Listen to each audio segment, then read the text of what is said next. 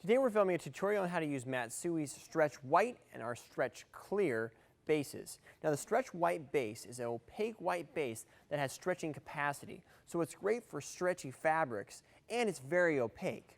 The Stretch Clear is a base that you can actually mix pigment into, so you can make a red, green, yellow, orange, or any other Pantone color with the Stretch Clear. Today we're going to be printing on a black garment. We're going to be using the Stretch White as an underbase. Part of the print is going to be a print flash print directly just with the Stretch White, and other part of the print is going to be overprint with a Stretch Clear with 10% ratio red pigment into it. So we're going to make a red Stretch Clear overprint, and we can show the stretching capacity of the ink. Now this ink is a little different than most Matsui inks or water-based inks.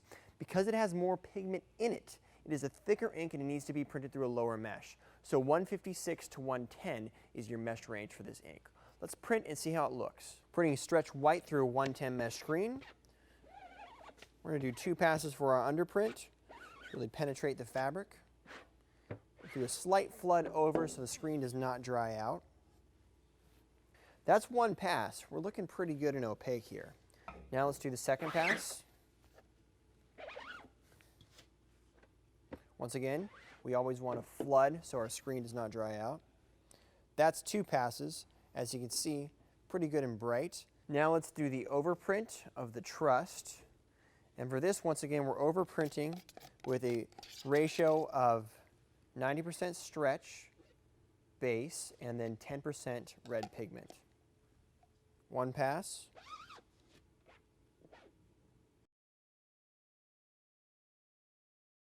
So that's with 1 pass. The red looks pretty good, but if you really want it to pop, we're going to do another pass.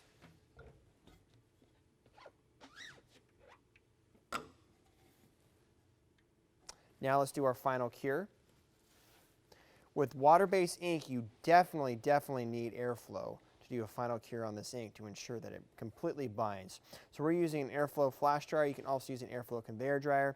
320 degrees for about 2 minutes of dwell time is the optimal cure.